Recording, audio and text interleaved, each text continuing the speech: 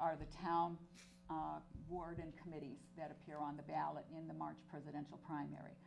So there's always a slate of offices for the town Democratic and the town Republican committee on the March presidential ballot.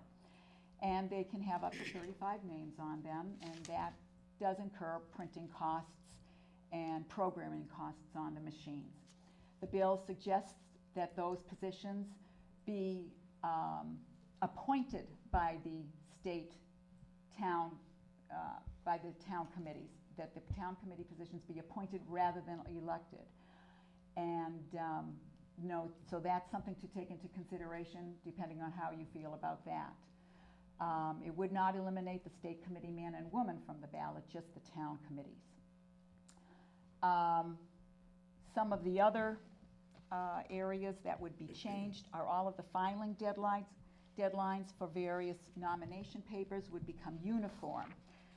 And right now we have different filing dates, whether it's a statewide office or a district-wide office, they're off by a week. A non-enrolled candidate has a couple of extra months to submit his nomination papers. Those are always due in August. So this would consolidate all of those to be uniform. They would all be due to our office on the same day and to the Secretary of State's office on the same day.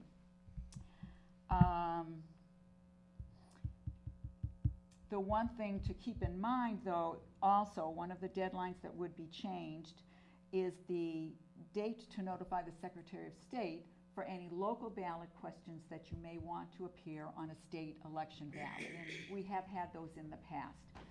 That filing date has always been the first Wednesday in August of the state election year, and that deadline has been changed to be the first Wednesday in June now. So that is advanced about 2 months for that filing deadline. So that would mean that the local community would have to know well in advance if it intends to place a ballot question on a state election ballot in November of every even year. So that's a consideration. At the end of the memo, you can see that I have concerns for North Reading in this regard. We've just recently changed our town meeting to the first Monday in June, and this election would fall the day after that. I will mention also that in speaking with Mr. Campbell, one of the things that he would be amending on this bill is to make sure that the final language is that the combined election of the presidential primary and the state primary would be the first Tuesday in June following the first Monday. That would be a change in the deadlines that are listed now, and that would help prevent the election from falling on the day after Memorial Day, if that should occur in a calendar year. So no matter when this election, if this comes to fruition, no matter when this election falls, it would fall on the day after our town meeting. That would be a considerable hardship for our office to try to prepare for an election with deadlines. I'm sorry, Yeah. I just want to clarify something here. You said that he was going to amend it to reflect the first Tuesday after the first Monday? Correct, correct. That's what the current law is for November. Right. The first Tuesday following the first. Yes, yes, I mean, that's how what the current- election is. Current So law is if now. all of, So yeah, that was just, must have been an oversight. Right. yes, it was, And you get out It in was. May, though. So you never get it on the first of the month. correct, Right. So it could So- be the second and as late as the 9th. correct. But it will always fall after the town The meeting. first Yes, it will, because our town meeting is always set as First. the first Monday. So it would be the day So we will after. always be in conflict. I have called the church, as you can see from my notes here, and there is a cast-in-stone commitment for this coming year, and that cannot be changed. So that, as you can see, would cause quite a hardship on us here in North Reading. We would have to move the polling locations, find one or more polling locations. We have to notify all of the residences of such a move, transport the equipment, and reverse the process afterwards if we went back to the church. So that's one of the hardships here. It would pose considerable difficulties in preparations in our office. There are deadlines that we meet on the day before every election. Absentee voting does not even end until noon on the day before an election. And only after that time can we finalize the voting list for delivery to the polls. I'm always at the polls the day before the election, setting up to be preparing for a town meeting the same night is next to impossible. So that is the hardship that would occur here in North Reading. One of the things that happened when Mr. Campbell submitted this bill, and I do find a lot of merit to a lot of the ideas here, don't get me wrong, but he is a city clerk, and cities have their local elections on odd years in November. So they do not face town meetings in the fall, they don't face in the spring, or elections in the spring. And every town does. The bill was filed to meet a deadline. Just prior to the deadline, he got it ready. It did not really come before the Mass town clerks to review and have some input as to a date that might work better. So the bill is what it is at this point. Again, I'm bringing this forward to you to let you know that, the merits of it, are sound. It's certainly, we have to do something in the future to meet the federal mandate of having 45 days between the primary and the election, to allow for the ballots to be processed and mailed. The consolidation of filing deadlines is appealing. For me, the elimination of the town committees on the ballot is appealing. But on the whole, the hardship that I see here is tremendous. I agree. I appreciate all the information, and I think it comes down to the date doesn't work for North Reading. Right, I think for we us. just need to, For us. if Brad Jones is a sponsor of the bill, I think we need to discuss that with Brad, and I think we got to propose an amendment on the date. Other than the date, it all makes sense. Yes. Right, well, we have a motion here. That we can And the motion was prepared just in the event that you would want to endorse the resolution. You are not required to take any action. But there is one here to support it with changes. Yes. So we could write up that change. I'll support it with a change. And Barbara, what would work best for your office? What I think what I know Mr. Campbell was thinking was moving it into August or July was going to be hardships with vacations. Right.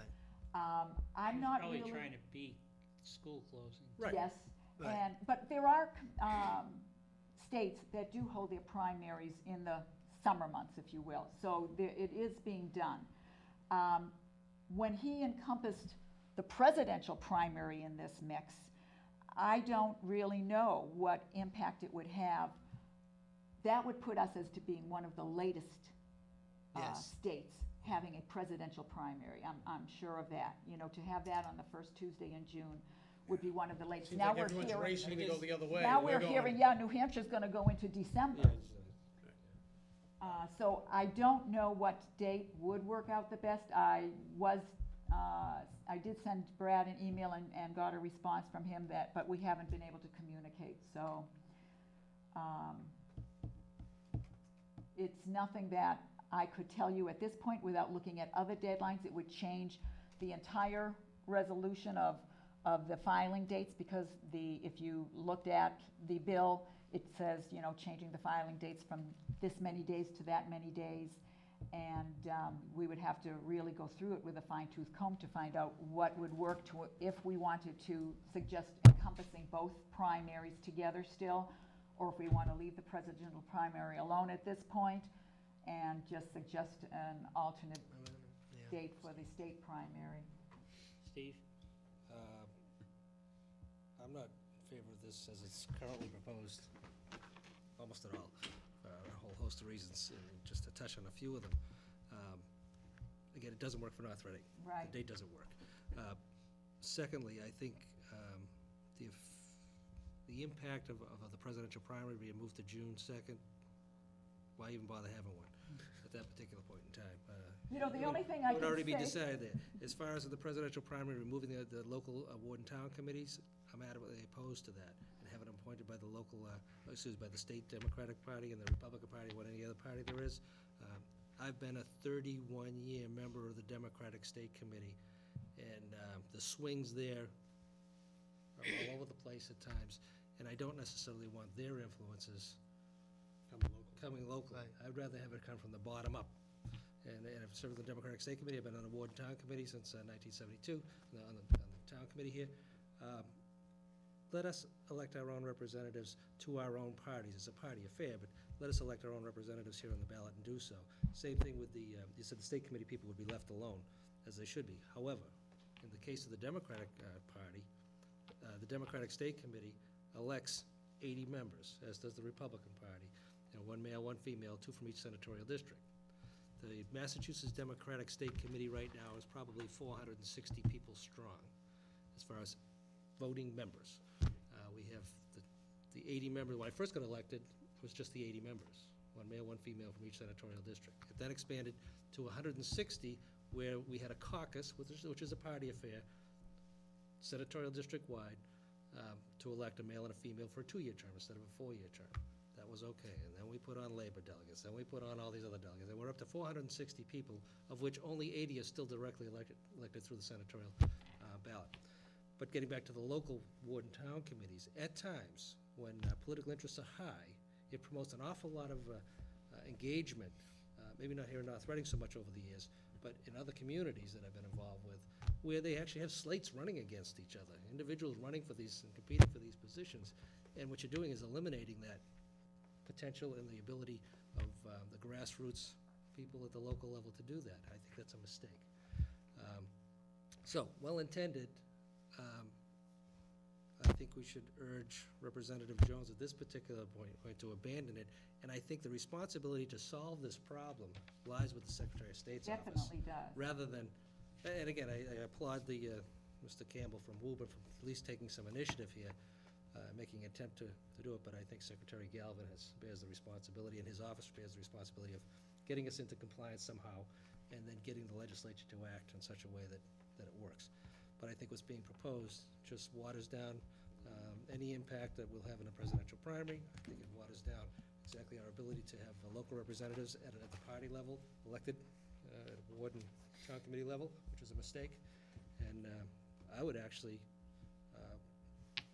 propose that we not support the resolution, inform our state representative that we're not in favor of it, and that call upon the Secretary of State to come up with a solution to the problem. Again, I think men and women overseas have a right to have their votes recognized on a timely basis, and it just needs to be taken care of. I mean, other states are handling it. They are. So we don't have to reinvent the wheel, I don't think. I think it's going to upset the calendar somehow or another, and people might not like to have to go to the polls in August, but too bad, you know. I wouldn't agree to a no vote, but, you know, a no Not action su- maybe. Not support.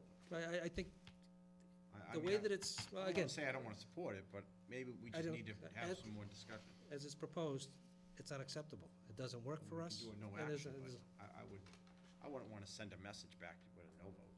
Why? If it doesn't work, Well, 'cause and there's too many aspects to it that dilute the ability of the local but voter there's to have a there's- say, But there's also some good in there. there is some good. Pick it up somewhere else, let the Secretary of State handle I it, think and we're better put it off where it with should a be. no action than a no vote. You know, that's my opinion. I mean, it's- And I'm that's, not this is gonna vote in mine. favor of saying no, but I'd rather take no action. And then, but, And then send no message? no, we should send a message. We can take no action with a message. We can do that. We can pick up the phone tomorrow and send a message. Anyway, so I will not be voting in favor of supporting this, or even not taking any action. I think we need to take action, send a strong message, and say what's being proposed doesn't work. Mr. Chair? Further discussion. Mr. Chair? Yes. Did I hear you say that that by the time